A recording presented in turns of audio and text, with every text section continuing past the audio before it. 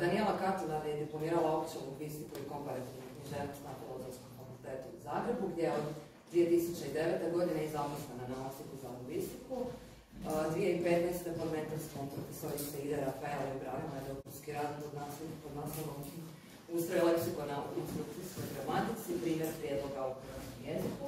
2020. godine izabrana je znanstveno nastavno zvanje docenta na Osijeku za lingvistiku, a 2022. dakle ove godine i u znanstveno zvanje više znanstvene suradnice. Bila suradnicom na više međunarodnih i domaćih znanstveno-istraživačkih projekata iz područja računalne i kognitivne lingvistike, potom leksičke semantike te semantičke tipologije, a uz to i suradnica u Znanstvenom centru izvrsnosti za temeljnu kliničku i translacijsku neuroznanost. Stručno se usavršavala na nekoliko inozemnih sveučilišta, uključujući i sveučilište Princeton i to kao doktorica Fulbrighove stipendije. Sudjelovala je na brojnim međunarodnim skupovima, objavila je više znanstvenih radova, samostalno ili u koautorstvu. Između ostalog, jedna je od urednica knjige Lexicalization Patterns in Color Naming Across Linguistic Perspective, objavljena je u John Benjaminsu 2019. godine. I uz to aktivno sudjeluje u programima popularizacije znanosti, te je od 2016. su voditeljica opet zajedno s profesoricom Rafaeli, tribine lingvistika s povodom organizacije Matice Hrvatske.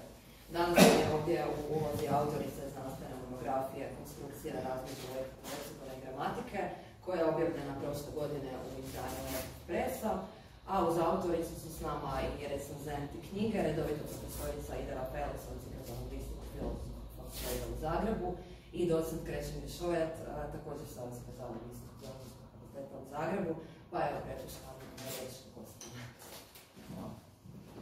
Hvala lijepa. Hvala Irina. Pa ja bih za početak prvo rekla da je ovo jedan jako lijepi trenutak i da mislim da Danijela nije mogla zamisliti bolje ozračje za predstavljanje svoje knjige. Kao prvo, ovo je prvi krug nakon gotovo 3 godine. Dakle, evo, otvaramo novu i nadam se opet redovitu sezonu kruga. Drugo, nalazimo se u ovom lijepom adventskom božićnom ugođaju i predbožićnom, dakle i tu smo već ovako dosta razgaljeni, a ovo zadnje i u nogometno domoljubnom zanosu, tako da doista mislim da boljega ne može biti.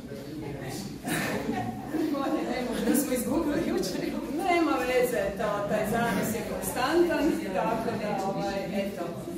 I meni je drago da onda možemo sve tri presjecanja, jer vidjet ćemo da se kod Danijela sve nešto presjeca, uključiti odnosno da se predstavljene knjige uključi u ovo ozračje. Dakle, ono što bih isto htjela na samom početku istaći, a to je koliko mi je, ovo će sad biti jako problematično, koliko mi je i osobno i akademsko zadovoljstvo danas da mogu predstaviti Danijelinu knjigu, odnosno knjigu Konstrukcije na razmeđu leksikona i gramatike. Naime, počinjem s ovim malo osobnim momentom, jer doista Danijelu poznajem, ne želim uopće brojati koliko je godina, ali veliki niz godina. Naime, upoznala sam ju prije nego što je postala moja studentica, dok je još bila na 2. godini, kada mi se došlo predstaviti i reći da je uključena u jedno studentsko istraživanje koje se ticalo kognitivne lingvistike i već tada se zapravo vidjelo da je riječ o nekome koga lingvistika zanima izvan ovih formalnih studijskih okvira, puno šire i puno intenzivnije. To se potvrdilo i kroz njezin angažman i rad na kolegijima kojim sam joj predavala, potom kroz diplomski rad, jer bila je i moja diplomantica. Nakon toga postala je novakinja na projektu hrvatskog WordNeta, gdje smo svi troje, na kojemu smo zajedno surađivali i bila je moja doktorantica. Molim? Bila je, kao što je Irina rekla, i moja doktorantica, a danas posebno s velikom radošću mogu reći i moja najbliskija suradnica i onda mi je to veliko zadovoljstvo doista da mogu predstaviti knjigu. Naime, krenula bih malo dakle, u sadržaj same knjige i zapravo dala bih neki kontekst cijeloj knjizi i temi o kojoj ćemo reći nekoliko riječi. Naime, čitav Danielin dosadašnji lingvistički rast i razvoj prepoznaje se u ovoj pomno i sustavno napisanoj knjizi. Knjiga je nastala kao dorada i razrada teme kojom se docentica Katunar bavila u svojoj disertaciji. No bitno je nadmašila u disertaciji započeta razmišljanja o ovoj intrigantnoj i još uvijek nedovoljno istraženoj temi suvremenog jezikoslovlja, o odnosu gramatike i leksikona, te onda mjesta koje konstrukcije zauzimaju u tom opisu. Knjiga obasiže 219 stranica, te osim predgovora, uvoda i svih ovih popratnih, dakle, okvirnih poglavlja, sadrži i sljedeća, nazovimo ih tematska poglavlja: leksikon i teorije jezika, konstrukcijska gramatika u kontekstu lingvističkih teorija, vrste riječi i jedinice leksikona, gramatički temelji leksičkih značenja, te konstrukcijski temelji leksičkih značenja. Već je iz raspodjele, to je strukture poglavlja, razvidno da je u autoričinu fokusu pitanje uloge i mogućnosti konstrukcijskih gramatika ili pristupa u opisu odnosa između leksikona i gramatike. Drugim riječima, autoricu posebno zanima mjesto gramatike i preciznije konstrukcija u opisu leksičkog sustava, u tumačenju leksičkog ustroja. U mnogim je inačicama konstrukcijskih gramatika, u mnogim se inačicama konstrukcijskih gramatika konstrukcije opisuju kao leksičke jedinice s jedne strane, koje su bliske onome što mi danas iz neke tradicionalne strukturalističke perspektive poznajemo kao jezični znak, a s druge se strane tumače kao gramatička pravila koja govornicima omogućavaju proizvodnju jezičnih izraza u različitim komunikacijskim situacijama i okvirima.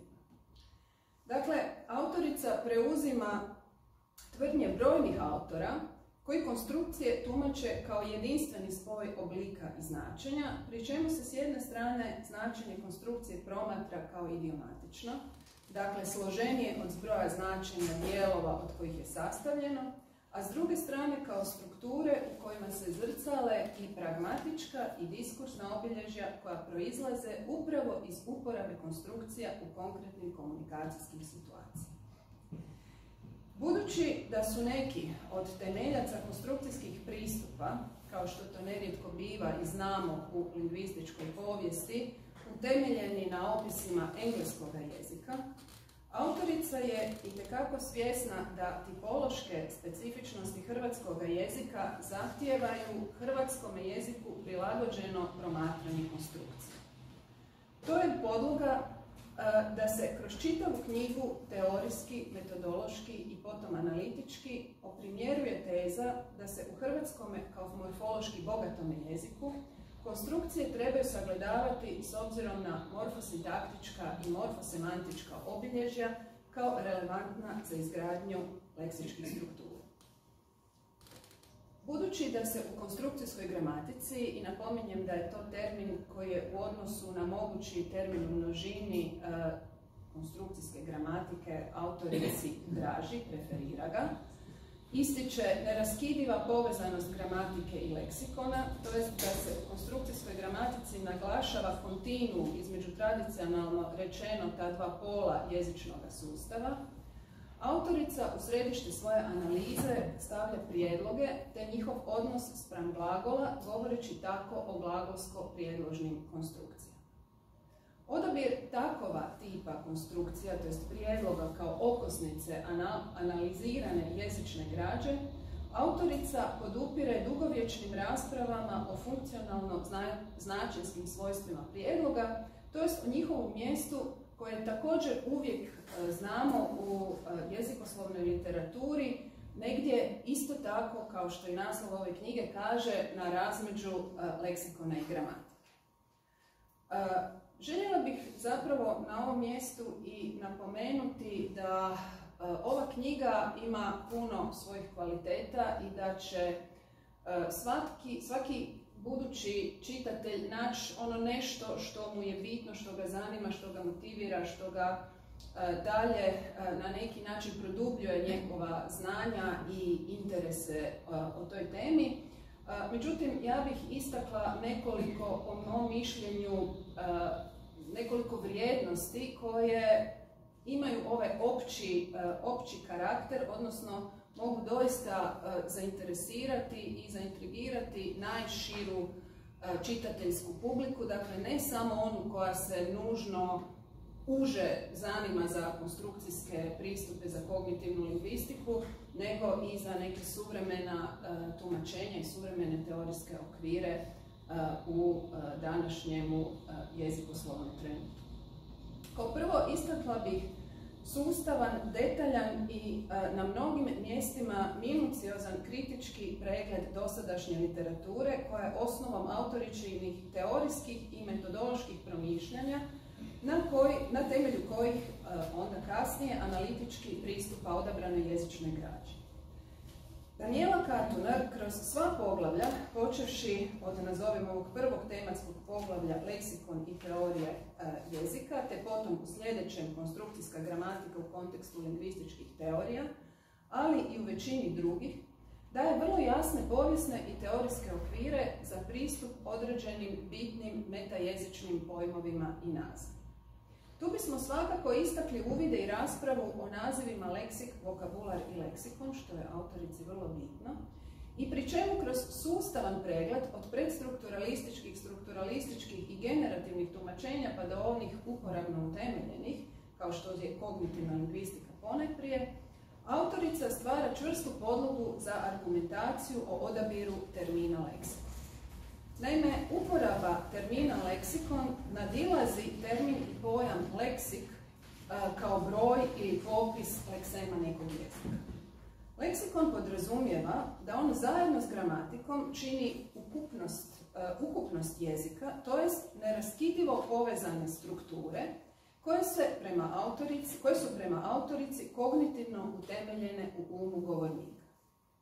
To nas dovodi do već spomenutog poglavlja o konstrukcijskoj gramatici u kontekstu lingvističkih teorija, u kojemu Daniela Katunar pokazuje vrlo visoku razinu teorijsko-povijesnih spoznaja o pojavi, uporabi i mjestu naziva konstrukcija u različitim lingvističkim teorijama i modelima, ali koji u kontekstu konstrukcijskih gramatika dobivaju specifično mjesto. Bitan je teorijski autoričin prinos u tom poglavlju, određivanje uloge i mjesta konstrukcija te njihova interakcija sa strukturama leksikona i gramatika u onome što ona naziva višedimenzionalnom presjecanju. I to je sad zapravo meni jedan od najzanimljivijih i najistaknutijih teorijskih znanstvenih prinosa ove knjige i ja bih ga ovdje posebno istakla.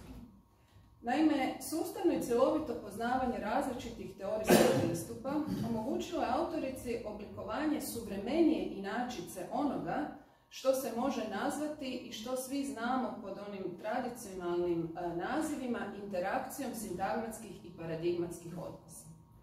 Naime, autorica uvođenjem znanja o svijetu i leksičkih struktura kao pojmovno utemeljenih nudi kognitivno zasnovan pogled na interakciju tih dviju osi u jeziku.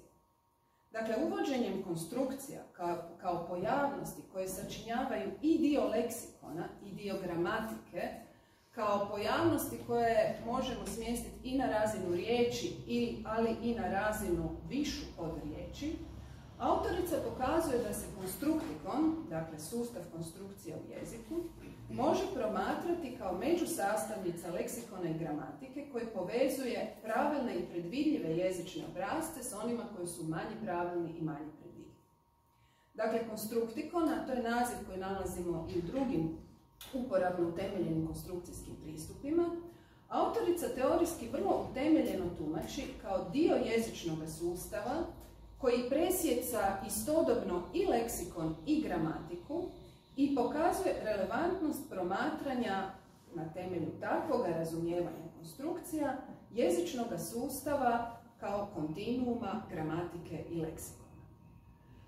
Time smo dohvatili i drugu nezaobilaznu vrijednost ove knjige, a to je kritičko promatranje postojećih terminoloških rješenja te iznalaženje vlastitih ili argumentirano preuzimanje već postojećih, što pridonosi razumijevanju i lakom praćenju kompleksne problematike ove knjige. U tom kontekstu izdvojila bih raspravu i interpretaciju naziva i procesa na koji se ti nazivi odnose, a to su gramatikalizacija i idiomatizacija.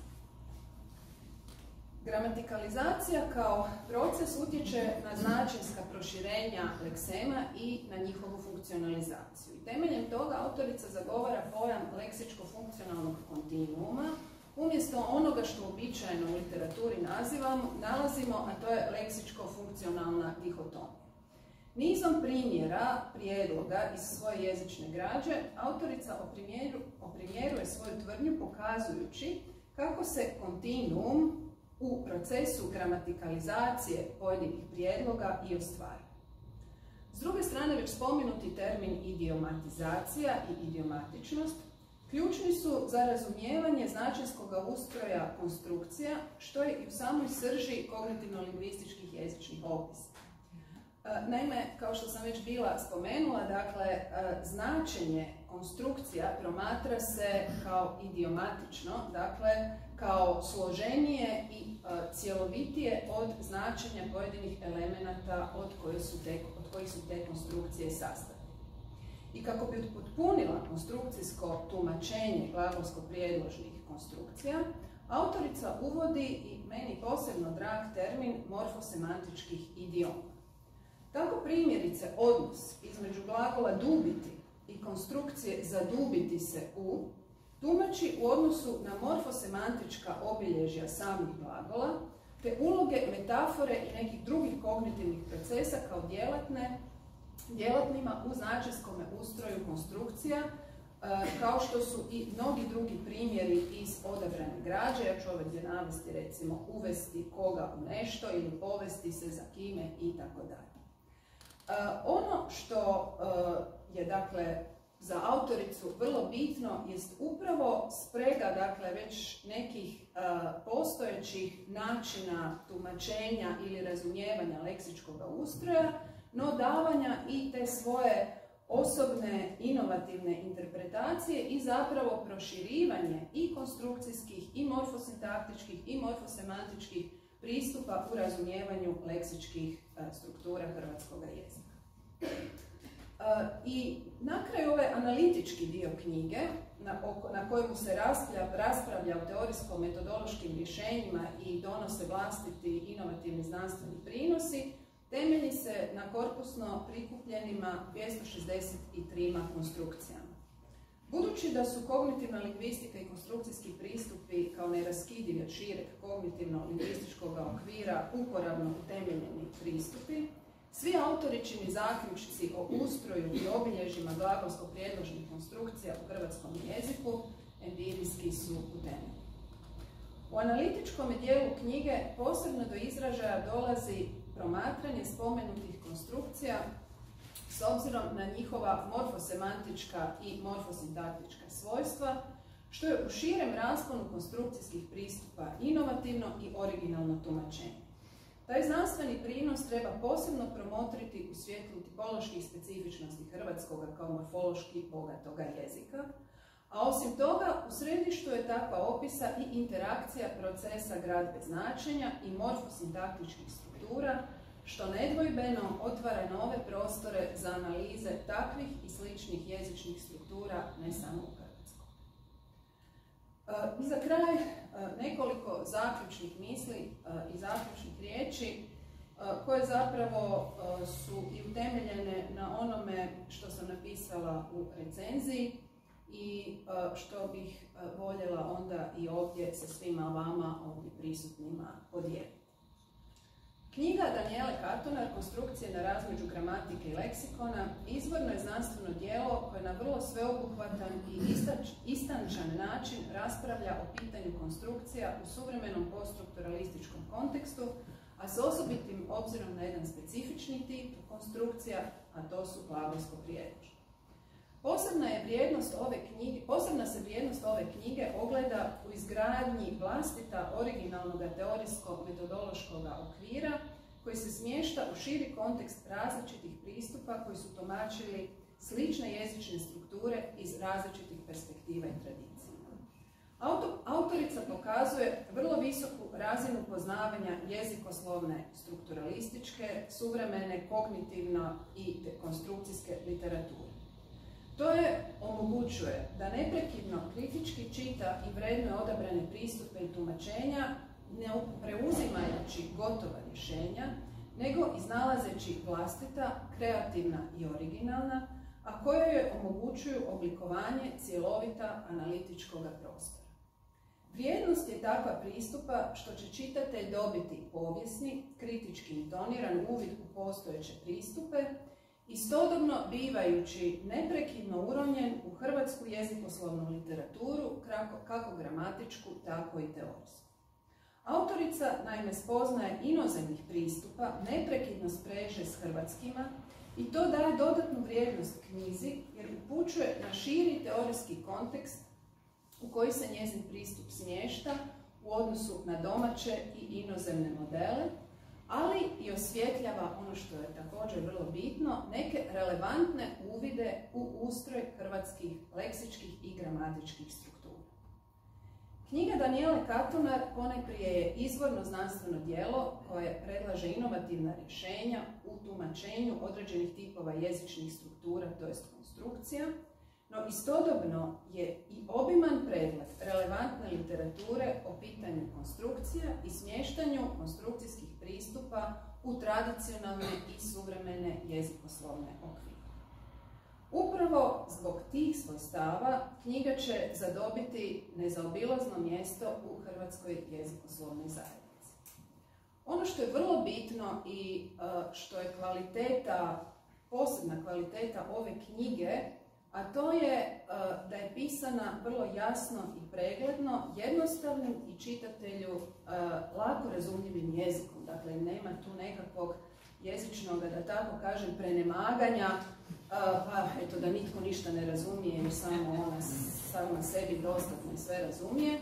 I mislim da je to zapravo onaj ključni moment koji će osigurati tu široku recepciju knjige od studenata naših na lingvistici, filoloških grupa pa do svih onih koji su zainteresirani u ova i opće specifična i opće lingvistička pitanja.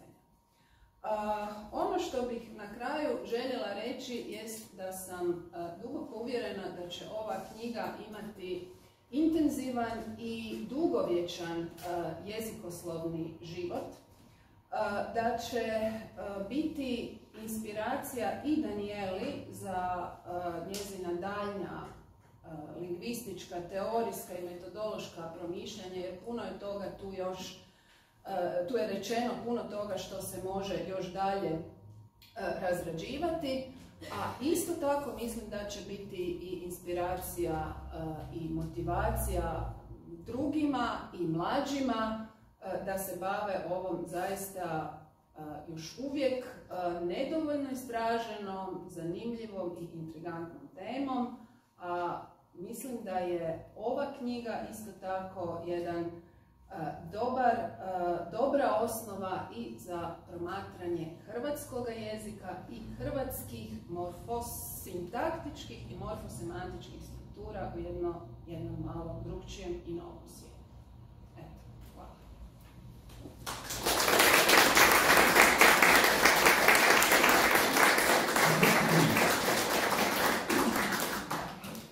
Sad ću ja nešto reći, prvo ću reći nešto koje je Milja sad spomenula, a vjerujem da postoji.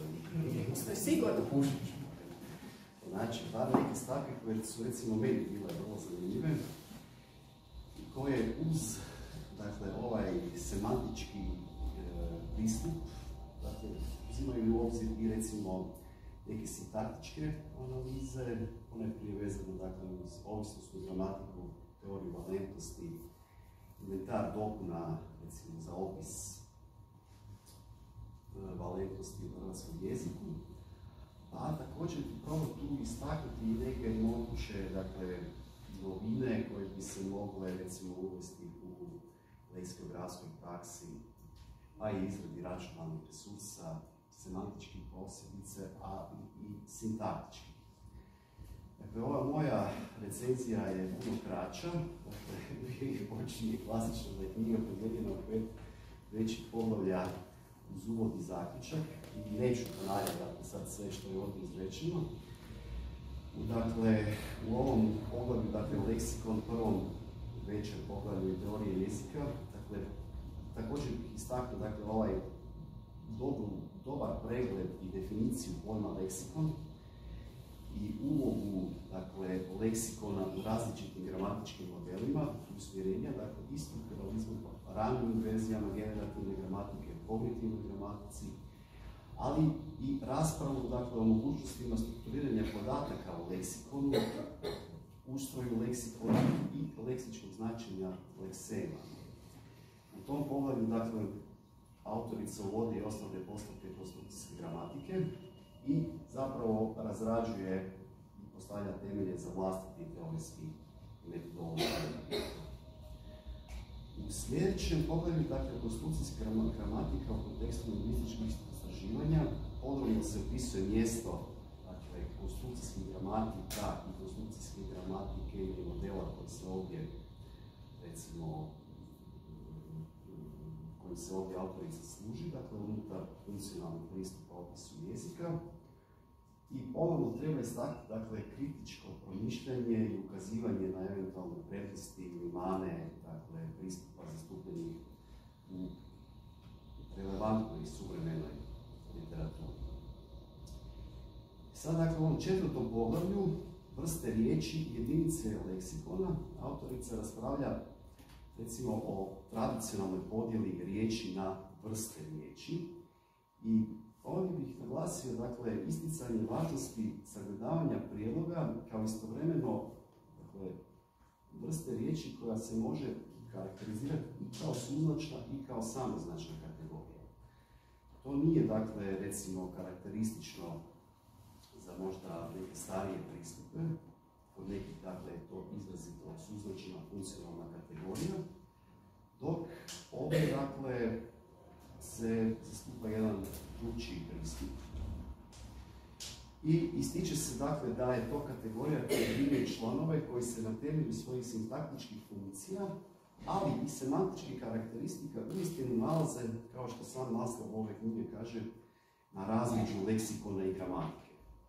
Detaljno se opisuju opisi u tradicionalnim gramatikama, u strukturalističkim, generativnim i kognitivnim pristupima i ostaloj literaturi. Ali se raspravljaju mogućnosti značajske analize prijedloga, večeri se, recimo, kao što je već bilo, dakle, više puta spomenuto, kritički promišljaju pristupi opisu značenja. I, dakle, u 5. poglavlju, pod naslovom gramatički temelji leksičkog značenja, raspravlja se o različitim odnosima koji postoje između glagola i prijedložno-padežnih izraza. Ovdje se u raspravu vode i postavke teorije valentnosti, od klasičnih dijela, recimo od Tenjera nadalje, pa do suvremenih autora. Na temelju podjela rečeničnih elemenata na dopune i dodatke, autorica uvodi razliku između takozvane slabe i jake reakcije. A također i diskutira o eventualnoj potrebi uvođenja kategorije frazalnih glagola u sintaktičke i leksikološke opise hrvatskog jezika. To je jedan pojam koji je karakterističan primjerno za englesku tradiciju, dakle tamo se govori o phrasal verbs, a ovdje se, dakle, argumentira, iako se, moram reći, ne zauzima krajnje radikalan stav da ta kategorija je potrebna, ali, dakle, svakako se na to upućuje. Dakle, i posebno se ističe uloga takozvanih glagolsko-prijedložnih konstrukcija. U poglavlju, dakle, konstrukcijski temelji leksičkih značenja, posljednjem većem teorijskom, ali i praktičkom, dakle, i analitičkom poglavlju, pristupa se, dakle, temeljitoj analizi tih glagolsko-prijedložnih konstrukcija u Hrvatskoj. U središtu su pozornosti prijedlozi sad ovdje naglašavam, dakle, koji su u odnosu jake reakcije s glagolom i koji uvode razred obveznih prijedložnih dopuna. Kao i u prethodnim poglavljima i ovdje se navodi iscrpan i pomno odabran popis relevantne literature popraćen kritičkim osvrtom. Sad ovo, dakle, što bih želio istaknuti, dakle, na više mjesta sad u ovom dosadašnjem prikazu istaknuo sam prijedloge, to je, dakle, jedna od glavnih tema, i glagol. I spomenuo sam dakle, ovaj pojme poput reakcija, jaka reakcija, dopune i dodaci, obvezne prijedložne dopune, dakle, neki pojmovi vezani uglavnom uz ovisnost u gramatiku, teoriju valentnosti itd. U tradicionalnoj gramatici možemo, recimo, iščitati da se prijedlozi uglavnom, mislim, to je nepromjenjiva vrsta riječi, pravilno se interpretira kao suznačna, odnosno ne punoznačna vrsta riječi, a primarna funkcija bi bila izražavanje, recimo, prostornih odnosa. Prijedloge se u takvim pristupima obično stavlja u skupinu funkcionalnih riječi, zajedno s veznicima, uzvicima i sl. Tu postoje, recimo, još neki kriteriji za podjelu vrsta riječi na otvorene, na zatvorene skupine itd. I, dakle, se s pravom ističe da prijedlozi u principu jesu pripadnici ove zatvorene skupine, odnosno da često rijetko ulaze u novi prijedlozi u jezik, ali postoji skupina izvedenih tzv. Sekundarnih prijedloga, dakle, koji prema potrebi očito nastaju. Dakle, to je, mogli bismo reći, ne znam, konverziju drugih vrsta riječi, glagolskih priloga, primjer zahvaljujući, sudeći po, tako dalje, imenica početkom, krajem, silom, a neke složene, dakle, već i konstrukcije samog tih prijedloga s obzirom na, ili kako neki preferiraju s obzirom na to, ili čak s obzirom na to da.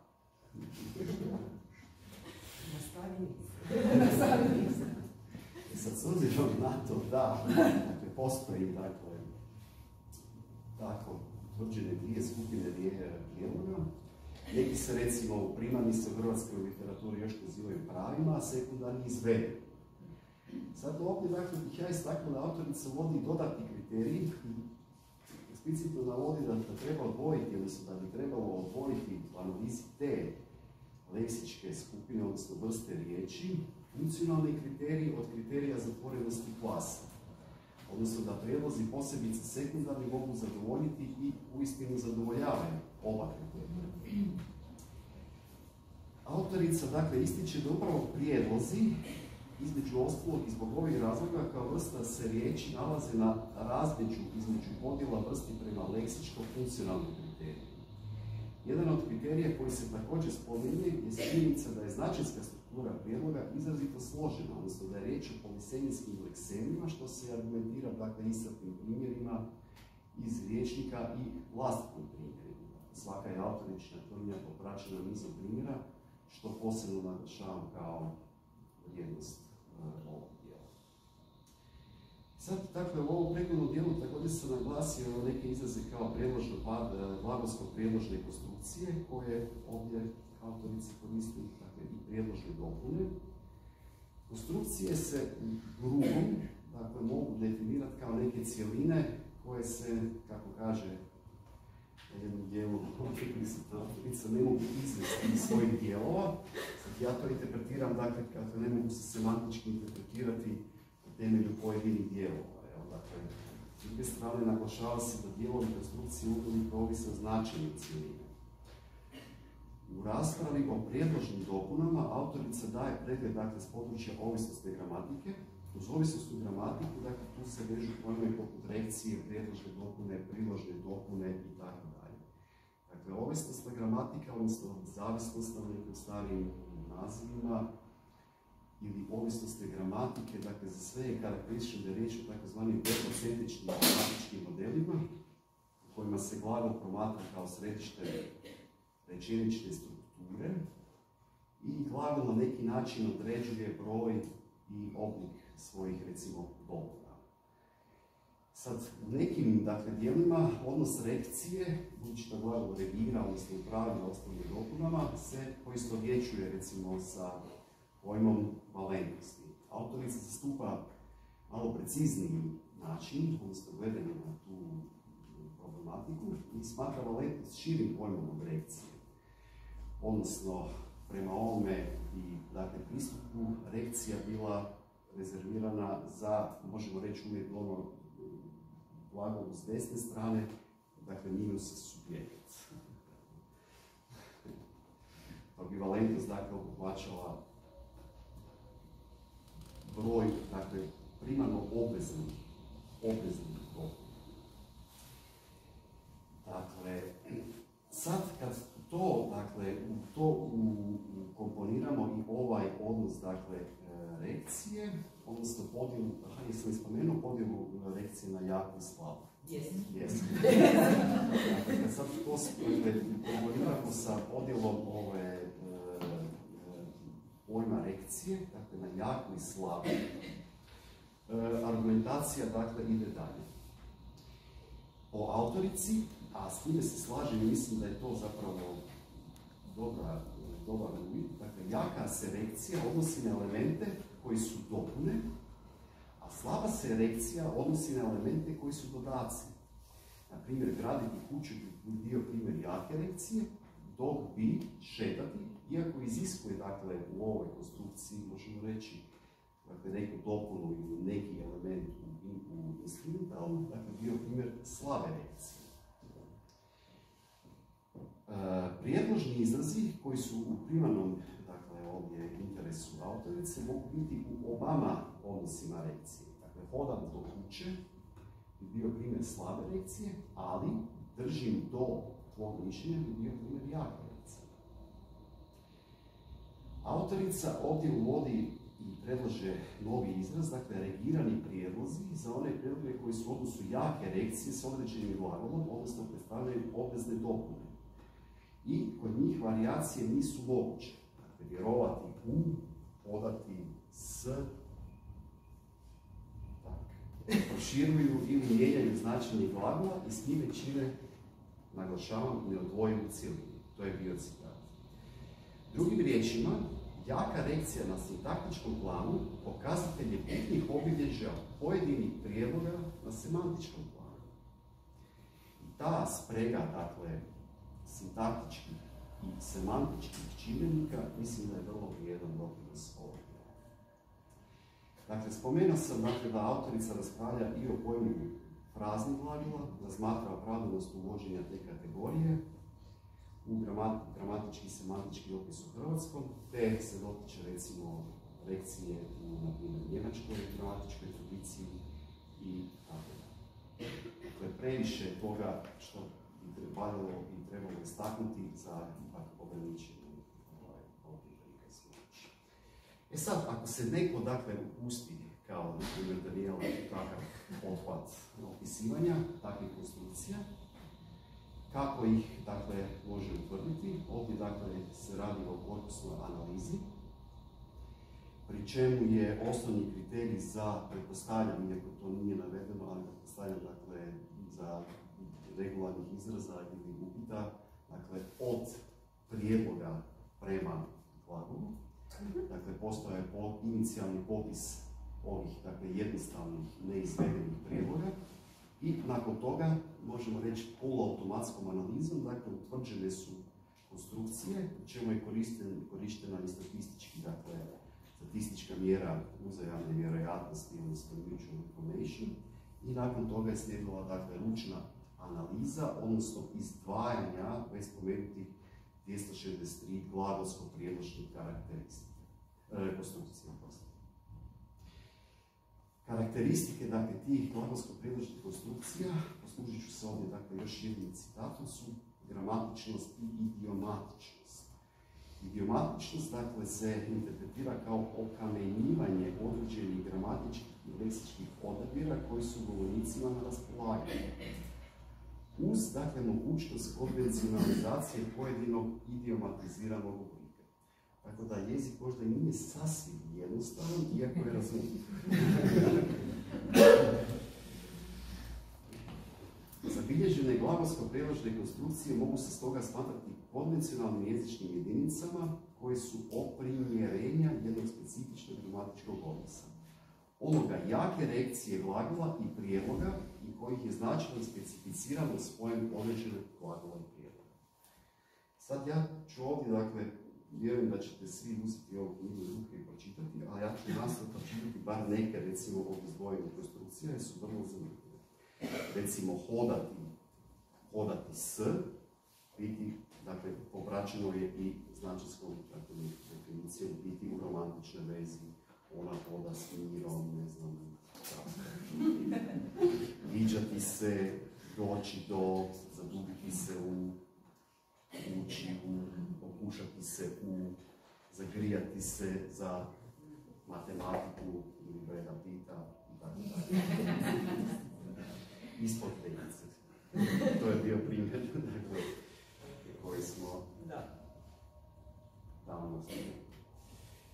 I također bih napomenuo, dakle, riječ je o teorijski odlično obrazloženom dijelu, a zaključci ovog dijela, dakle, navode na razmišljanje i u drugim kontekstima, recimo na polju računalne lingvistike, posebice na izradi jezičnih resursa i, dakle, i ovoj papirnatoj leksikografiji. Postavlja se pitanje, meni logično, dakle, može li to utjecati, ne znam, na nekakvo novo promišljanje, recimo, o strukturi glagolskih natuknica, recimo klasičnim jezičnim rječnicima, treba li takve, dakle, konstrukcije ili, dakle, spojeve, ne znam kako već hoćete neko zvati, možemo ih zvati, dakle, konstrukcija, promatrati kao, recimo, zasebne leksičke unoske.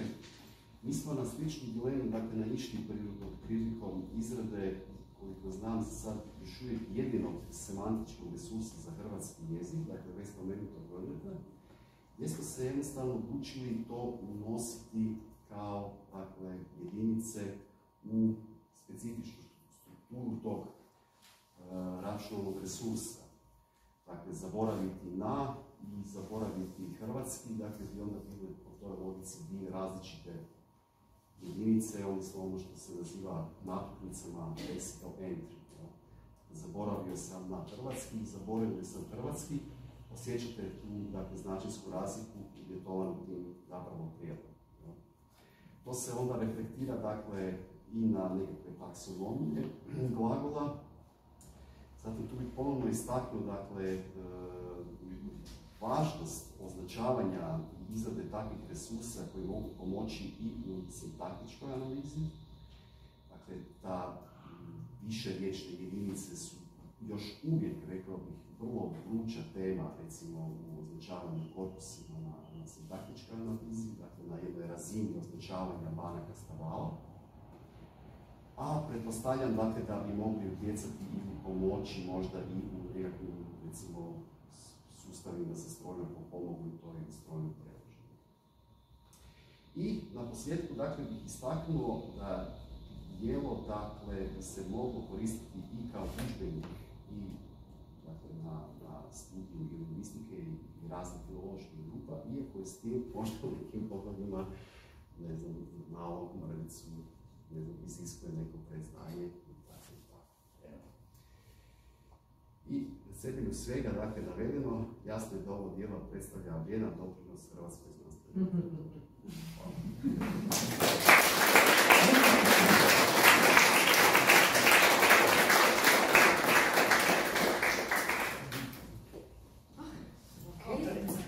Hvala svima. Vidim da je tu puno dobrih prijatelja, bliskih kolega, zainteresiranih studenata, tako da mi je iznimno drago. Ja moram reći, oni koji me znaju da ja nemam nikad nekakve treme pred nastup, nemam problema s nastupima raznih vrsta ali danas mi je čak onako bilo, dakle, butterfly, što bi se reklo, dakle, i sjedeći ovdje, mislim da je bilo s razlogom, ali pozitivno, ajmo reći, prema tu, pa ću ja ukratko, dakle, odraditi jedan posao koji bi rekla nezahvalan je, a to je pisanje zahvala i govorenje zahvala. Stvarno tu najčešće se svede i u moj zahvali se svelo, dakle, u zahvaljivanje specifičnim kolegama koji su bili u, dakle, nekako, evo, ispričat ću dvije priče vezano uz recenzente specifično, dakle, i tu su u publici, evo, od profesorice Peti Stančić do Stantić ja mislim da je tu profesor Tadić je, dakle stvarno moram svim kolegama stvarno zahvaliti jer svi ti motivirajući razgovori o jeziku, makar u hodniku ispred B024 vjerojatno imaju tu nešto odraženo, čak i ako ja tog više nisam svjesna, ne? I mislim da je tako, pogotovo kad je u nekakvoj klimi pozitivnih razgovora, da je prekrasno raditi i pisati općenito, dakle baviti se lingvistikom u takvoj klimi, tako da svima od srca, evo, doista hvala na to, od pitanja na nastavi od strane studenata do, kažem, evo, slučajnih susreta ispred B024, svi stvarno ste doprinijeli na neki način, ja mislim barem ovim mojim mislima. Naravno, ja bih tu htjela i neću, ja mislim da smo već dugo, čuli ste mnoge ove detalje, ne, znanstvene, ja neću u to previše ulaziti, ali bih htjela ispričati dvije priče koje su me nekako dovele do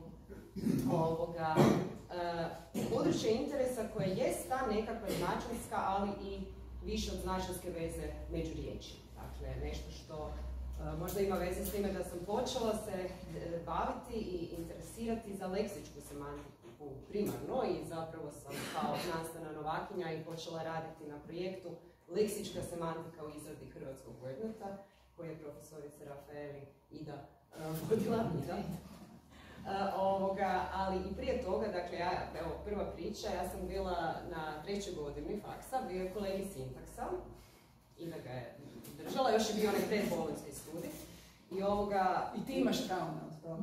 Ne, ja nemam traume. Vidiš, nije traume. Uglavnom, ja se sjećam, ja sad ne znam u kojem je kontekstu, da li ćeš se ti ovo sjetiti, dakle, bio je jedan od kolokvija, jer smo imali njih više, i bio je zadatak, rečenica išla otprilike, on je uvijek bio odličan student, tako nešto. I sad, zadatak je bio po Martineu, raspiši tu rečenicu, napravi sintaktičku analizu, i onako raspisujem i znam što treba, ok, ovaj odličan student me muči, mislim si kao, ma ne. Ja ću staviti tako da naznačim da taj odličan student je više od ono 1+1. Meni odličan student i ne znam, odlične cipele ili odlično jelo, meni taj odličan student je sinonim sa odlikašem bio i to mi je imalo nekako dodatno značenje. Ja sam mislim, dobro, zgubit ću bod, ali ću reći profesorici kasnije zašto. Da znam i da sam namjerno napravila krivo, ne? I ja dođem, ovo je to, ja imam argument zašto sam to stavila, znam da se Martine ne bi složio, ali itd. I sad krenemo tako pričati, ti smo jednom trenutku pogledali i sam rekla, kolegice, mi ćemo se družiti još na semantici, pričekajte malo. To je bilo godinu iza. Dakle, to je ta priča gdje sam možda, prvi puta shvatila da postoji nešto što me zanima baš u takvim primjerima. Evo, možda klasičan primjer kolokacije, možda nije ni najbolji za hrvatski jezik, ali mi je baš u sintaktičkoj analizi se pokazalo to značajsko nešto zanimljivo. Druga priča, koju je Krešo već zapravo bio spomenuo, dakle, 2009. ja radim zajedno sa Krešom, baš smo ja mislim, nas dvoje sjedili i tipkali, dakle, bio je onaj period kad ti dođe rok za nešto, unos od 10.000 sinonimskih skupova, računalno, dakle, pred ljeto, baš je bilo jako zanimljivo i uzbudljivo, ali morali smo to odraditi u Zavodu za lingvistiku, sjedili, evo, ove trojac između ostaloga cijele dane, i sjećam se da smo imali primjer poslati, jesi ti tog sjećaš? Tu smo krenuli, nije bio zaboraviti na, to je ovaj drugi. Poslati i sad unos glagola i poslati paket po nekome i poslati po doktora i poslati nešto bez toga. I znam da smo se tu isto pogledali i da smo rekli, ovo ne može ići pod jedan unos, nema šanse, dakle moramo nešto napraviti, a nismo znali u tom trenutku što ćemo, kasnije smo počeli unositi i držati to je isto kasnije došao. Tako da evo, tu je nekako stvarno krenulo od te leksičke semantike meni zapravo prema sintaksi, ajmo reći, moj interes. I ja mislim da nikad nisam izgubila zapravo tu leksičku semantiku niti u ovoj knjizi i to je knjiga koju zapravo piše leksički semantičar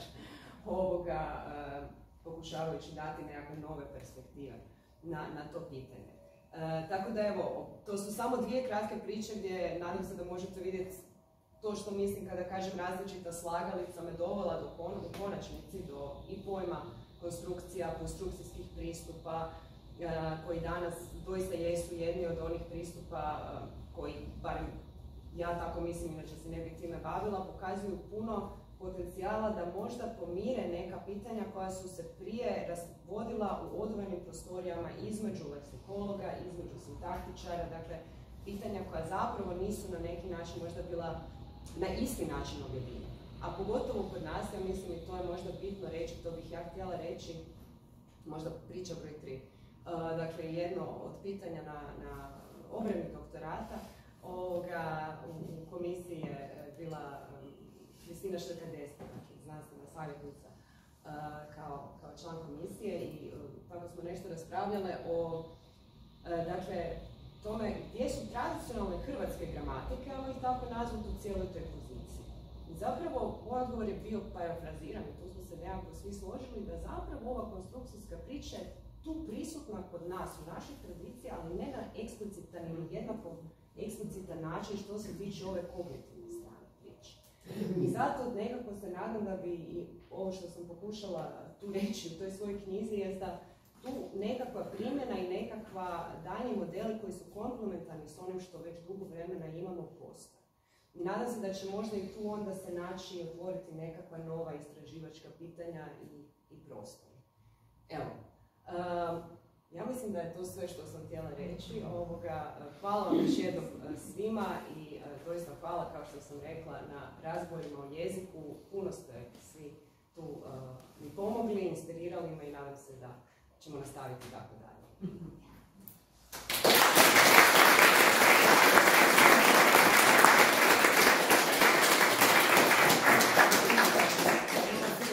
Još nešto vremena za pitanja i komentare iz publike, a prije nego što pređemo na to, ja bih zahvalila Danijela u ime Zagrebačkog lingvističkog kruga koji je zadužila i kako kao voditeljica između ostaloga i ovaj računalom koje od već 8 godina stoji iz kojeg evo ćemo i ove sezone puštati prezentacije, pa se zato da se javlja malo na pozdrav. Tako da hvala. Slobodno.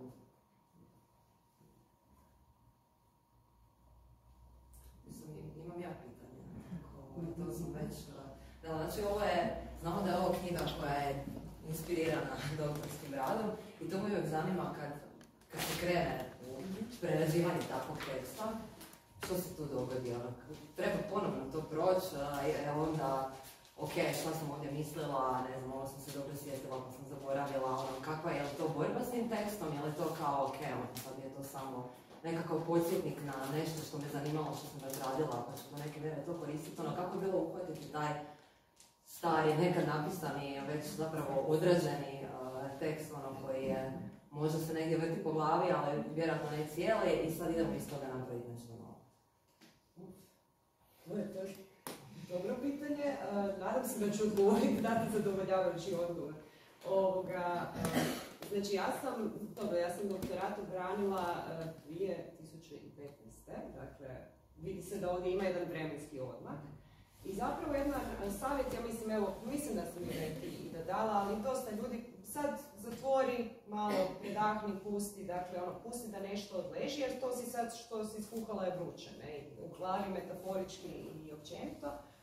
I doista jesam na neki način nastavila pisati o temama i tako dalje, međutim onda je dobro, barem meni bilo, da sam se vratila i htjela sam napisati monografiju koja se bavi temama i objedinjuje možda neke teme, neke od kojih i termina su već bili prisutni u hrvatskim kognitivno-gramatičkim, kognitivno-lingvističkim radovima, ali na neki način neka poglavlja koja doista mogu se čitati udžbenički. To je ono to su jednostavnija poglavlja, taj jednostavni jezik je došao kasnije, ovaj znanstveniji je dio doktorske dizertacije, ja mislim da se možda i to onda osjeti u nekim poglavljima, ali zapravo sam dio knjige, to je dio doktorata i htjela promijeniti jer ova ima puno više, ajmo reći, semantičke analize nekih drugih možda detaljnijih, čak neću reći detaljnijih, malo drugačije motiviranih klasifikacija. Htjela sam ekstrapolirati ono što ja mislim da je dobro i ostaje i da je bitno za knjigu da se čita, a sad dizertacija je ona možda na jednoj polici, možda je malo drugačije pisana, ali htjela sam napraviti nešto i proširiti baš one dijelove knjige koje mislim da bi bili bitni da uvedu problematiku na malo širi način. A onda su tu ove glagolsko-predložne konstrukcije zapravo studija slučaja ili primjer. Ali nisu nužno predmet proučavanja same knjige koliko god i jesu. Ali da budem fair, moram reći da je cilj bio malo da se i ova poglavlja mogu šire čitati. Sam ne govorila na to pitanje. Apsolutno. Da. I moram reći, zaboravila sam reći jednostavno, ova naslovnica, ne piše u impresumu, ali ajde, to je bilo ono zadnje što sam stavila za knjigu. Moj savjet, slikajte vlastitu sliku. Dakle, ovo tu je šetnica zdravlja, Primorje, Crikvenička rivijera. Ja sam je slikala sa ciljem da završi na mojoj prvoj knjizi i da ima to različe, tako da... Eto, ako se mogu pohvaliti s tim, to mi je nešto što mi je drago isto u toj knjizi na van. Da. Evo je, još pitanje. Imam pitanje sa strane studenta, mene kao studentica. Vi kao osoba koja je sad uspjela i, po mojem mišljenju, uspjela i napisala knjigu, divim se, ali s druge strane imam pitanje, imate li neki savjet za nas studente koji zanimaju jezici? Možda sa strane kao nas koji smo s druge strane predavanice sad, obzirom na učenje jezika i zanimanje van akademskih okvira. Ako samo da pitam da li razumijem, dakle izvan recimo cilja znanstvenog istraživanja nego bavljenja jezikom izvan akademije ili... Pa ja mislim da tu, dakle, ova knjiga je nešto što naravno polemizira i ona je znanstvena knjiga kao takva, dakle, ova knjiga jest produkt, dakle, ovog, ajmo reći, užeg specijalističkog mojeg područja. Ja ću vam iskreno reći, ja imam par ideja za malo popularnije znanstvene knjige u budućnosti i rado bi se s njima stigla pozabaviti. Tako da što se tiče različitih fenomena, ono što je super, kad meni barem bilo uvijek odlično zanimljivo, kad se bavite jezikom, ja vjerujem da vi ove neke aspekte o kojima smo mi danas razgovarali možete primijeniti, sad ću to reći onako, možda zvuči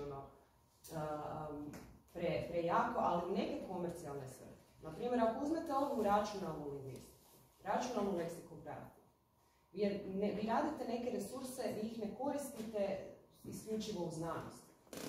Dakle, ja mislim da je to nešto što katkada, ili meni je dosta bitno u nekim aspektima to objasniti ili možda naglasiti, da mnoge stvari kojima se mi u lingvistici bavimo, vi možda koristite, a da niste svjesni da, odnosno ili jeste svjesni da oni stvarno jesu proizašli iz ovih promišljanja.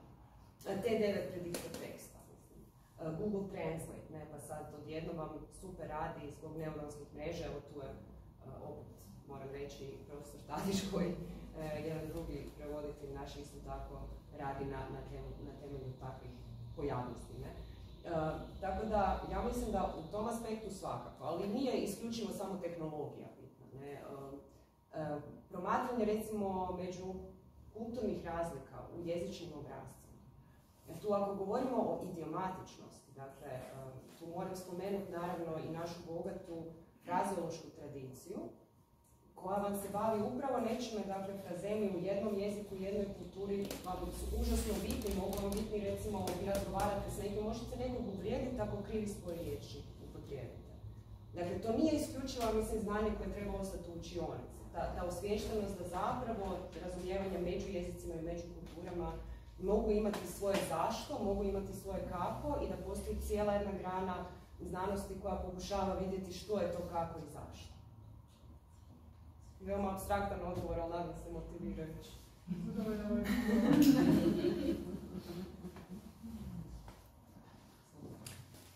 Evo jedno pitanje od mene. Hvala vam na predstavljanju knjige. Vi puno znate o prijedlozima i meni je jedna stvar zanimala veze prijedloga i nisam znao koga pitati. Znači imamo te prijedloge koji idu sa instrumentalom i akuzativom pod, pred, nad i tako dalje, znači pod krevetom, baci pod krevet i tako. Po meni oni imaju 3 značenja, recimo pod može, ili ajde već pred može imati čisto prostorno značenje, nešto je pod krevetom, može imati vremensko značenje, pred kišu, pred rat, nešto. To jako baš nije standardno, ali se pojavljuje stoljećima. I može imati treće značenje, a to je metaforičko značenje. Pod nadzorom, pred sudom, pred publikom, pod video nadzorom. Isključuje ovo prvo značenje koje je doslovno, moguće zamijeniti sa ispod kreveta, iznad ovoga, ali ova druga dva ne. E sad, ako gledamo povijesno, ja ne vjerujem da je neki tamo seljak 1600 koje godine koji je o tome da je pod stresom ili pod video nadzorom. I sad, kako se razvila ta razlika u značenju da metaforičko značenje su isključivo dobili ovaj izvorni, znači instrumentalni prijedlozi, dok su, recimo, prostorno značenje više preuzeli ovi izvedeni genitivni prijedlozi koji znamo da u ruskom još imaju drugačije značenje u drugim slavenskim jezicima. Sad se više, puno je češće ispod kreveta nego pod krevetom. Znači, ispod kreveta nego pod krevetom. I sad, koliko zapravo znamo o povijesti tih konstrukcija koje su opisane u vašoj knjizi? Pa ovako, to sad može biti duži odgovor, ja ću ići na kraću varijantu tog odgovora ako može, ali jedna stvar, naravno, moja analiza je ono što bismo mi lijepo nazvali sinhronijska, dakle, da, ona se bavi današnjim stanjem stvari, međutim, dakle, dosta, dakle, povijesno gledano, i imate i korpuse, recimo Hrvatska jezična riznica, onda ima jako lijepi dijakronijski jedan pregled, dakle, kroz vrijeme toga, ja sam nešto toga gledala, nešto poput Virovati U, na primjer, je jako često. I dapače, u nekim razgovorima i nekim tekstovima dosta takvih glagolsko-prijedložnih konstrukcija, vam recimo raspravljaju Stjepan Babić, jedan od naših autora, sa zaboraviti na još par primjera, da mogu biti zapravo ili varijante da smo preuzeli nešto iz latinskoga ili da smo preuzeli iz njemačkoga, koji ima to, te regirane prijedloge, odnosno nekakve prijedložne glagole, to je zapravo bolji termin možda nego li frazni glagoli što se tiče i analističkog pogleda na cijelu priču. Tako da neke instance bi trebali dovoljno u zapravo drugoj studiji, dodatnoj studiji, pratiti i vidjeti kad su one, da li su one kontaktom možda ušle, da li su sve koje su ušle, da li su neke proizvedene same, od ove konkretno moje građe. I treće, ono što je, ja mislim, jako bitno što se ovdje vidi, one nije samo reći o par primjera koji su ušli od negdje ili koji su se razvili. To je nekakav produktivan obrazac kako u kojem prijedloge koristimo da glagola značenja razradimo i stabiliziramo, neka od njih. E sad, ovo drugo pitanje, dakle, to je sagledavanje prijedložnog sustava u cjelini.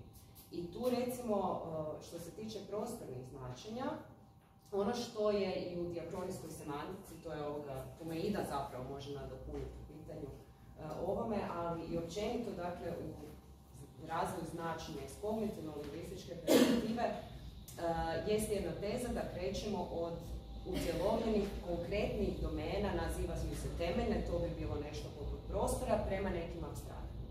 I zapravo je ovo što ste rekli pred, ako je ono originalno bilo, je prostorno značenje, čak i ova vremenska su zapravo već metaforičke uporabe gdje se vrijeme pojma poput prostora. Pa u petak, na Božić itd.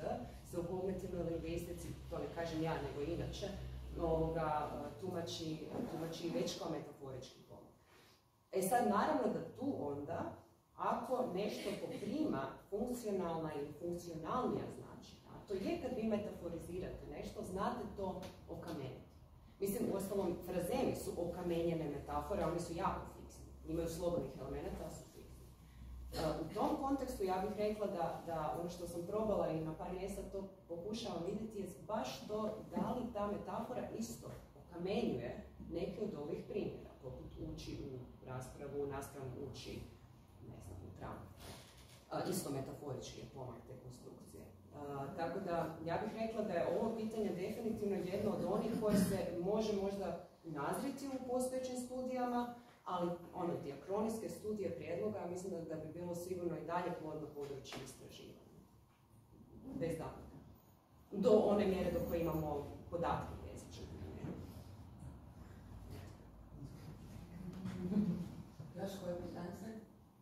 smo 10 minuta. Ok, onda evo, hvala vam svima još jednom. Meni je bilo baš lijepo, nadam se da je vama. Spektakularno otvorena nova sezona.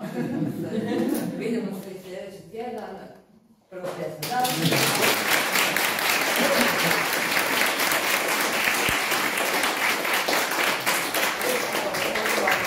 Sljedeći tjedan na ponovno druženje. Gostuje nam Ana Zoski-Anić, koja je ovdje. Dakle, 13. Hvala.